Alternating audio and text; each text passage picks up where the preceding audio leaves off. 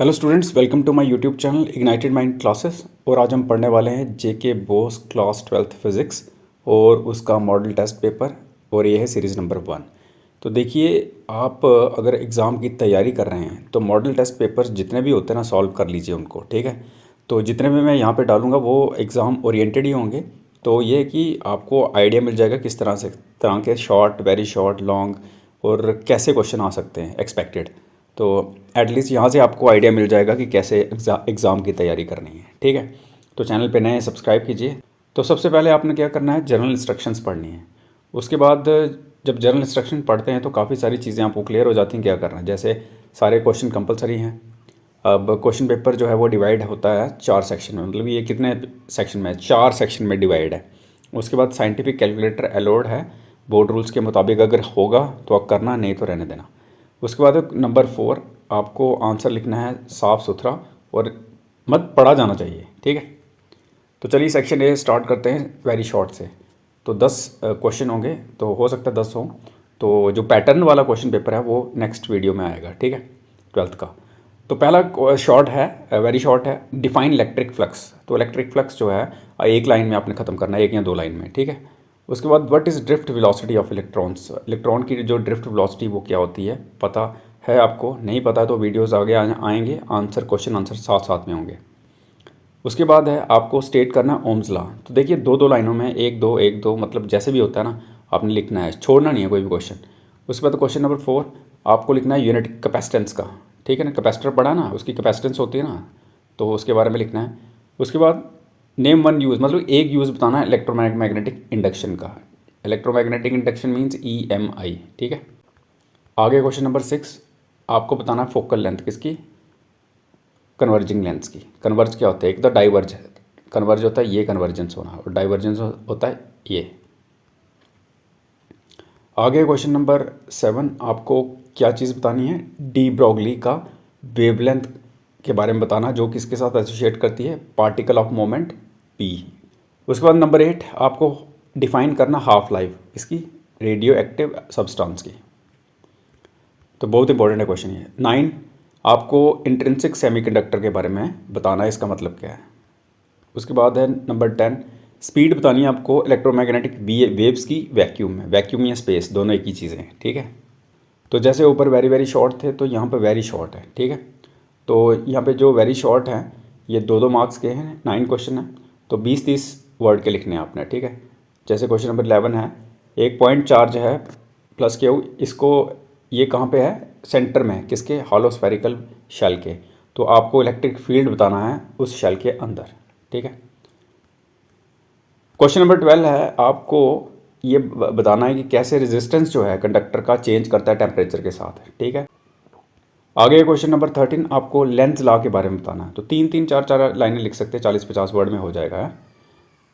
आगे question number 14, आपको रे डायग्राम डालनी है, किसके लिए, इमेज जो फॉर्म करता है कौन, कनकेव मिरर, जब ऑब्जेक्ट कहाँ पे हो, सेंटर ऑफ कर्वेचर पे। ठीक है, आगे क्वेश्चन नंबर 15, आपको बताना है कि एक्सरेज जो होती हैं इनमें ज़्यादा पेनिट्रेटिंग पावर क्यों होती है विजिबल लाइट के मुकाबले।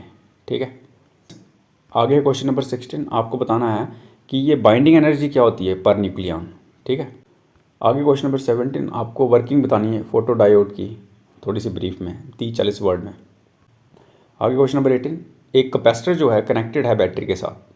ठीक है, देन उसकी बैटरी मूव की जाती है, उन्होंने पूछा है कि जो चार्ज है कैपेसिटर पे, कैपेसिटर प्लेट्स पे, वो चेंज होगा, एक्सप्लेन करो। आगे है 19, आपको बताना है कि लाइट जो है वो रिफ्रैक्ट क्यों करती है, जब वो कहाँ से कहाँ पास करती है, एयर से वाटर के अंदर। ठीक है, आगे आगे शॉर्ट आंसर टाइप, तो ये है 3 मार्क्स के, तो टोटल है 27, तो इसको आप 50 या 70 वर्ड में लिख सकते हो। तो कौन सा है, पहला, आपको डिराइव करनी है एक्सप्रेशन किसके लिए, इफेक्टिव कैपेसिटेंस के लिए। और ये जो 2 कैपेसिटर्स हैं सीरीज़ में लगे होंगे, पैरेलल नहीं, सीरीज़ में है। ठीक है, इफेक्टिव कैपेसिटेंस निकालनी है उनकी। आगे क्वेश्चन नंबर 21, आपको किरचॉफ्स लॉ यूज़ करना है और आपको क्या फाइंड करना है, करंट को हर ब्रांच में। ठीक है, और ये आपका होगा सिंपल 3 रजिस्टर नेटवर्क। ठीक है, आगे क्वेश्चन नंबर 22, कॉइल जो है जिसका रेजिस्टेंस R है वो मूव आउट होती है मैग्नेटिक फील्ड से कांस्टेंट स्पीड के साथ, आपको इंड्यूस्ड EMF बताना उसका। ठीक है, आगे क्वेश्चन नंबर 23, आपको बताना है कि जो कन्वर्जिंग लेंस होता है फोकल लेंथ 20 सेंटीमीटर का, वो प्रोड्यूस करता है रियल इमेज और उसका जो साइज़ है इमेज का वो ट्वाइस होता है किसके, ऑब्जेक्ट के। तो आपको बताना है कि ऑब्जेक्ट जो है और इमेज का डिस्टेंस दोनों का। आगे क्वेश्चन नंबर 24, आपको फोटो इलेक्ट्रिक इफेक्ट के बारे में बताना और आइंस्टाइन की एक्सप्लेनेशन, ठीक है, इसकी एक्सप्लेनेशन भी देनी है।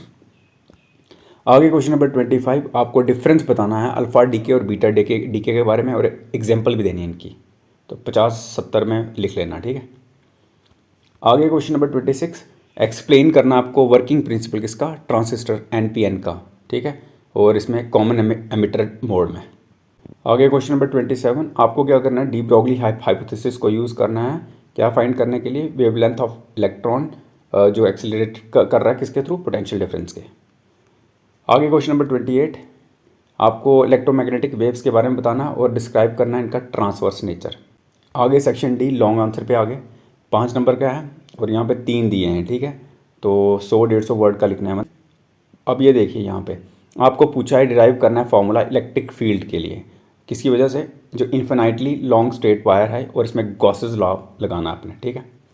उसके बाद बी पार्ट में आपने क्या करना है, बताया गया है कि प्रोटॉन मूव कर रहा है परपेंडिकुलर किसके, यूनिफॉर्म मैग्नेटिक फील्ड बी के।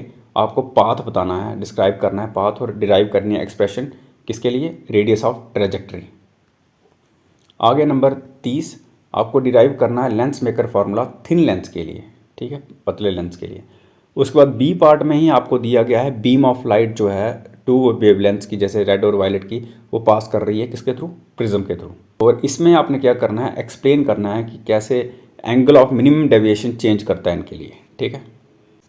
तो आगे है क्वेश्चन नंबर 31, आपको एक्सप्लेन करना वर्किंग कैरेक्टरिस्टिक्स और एप्लीकेशन किसका, फुल वेव ब्रिज रेक्टिफायर का, ठीक है। आगे इसका ही बी पार्ट है, कैपेसिटर है सी, इसको चार्ज किया जाता है किसके थ्रू, रेजिस्टर आर के थ्रू।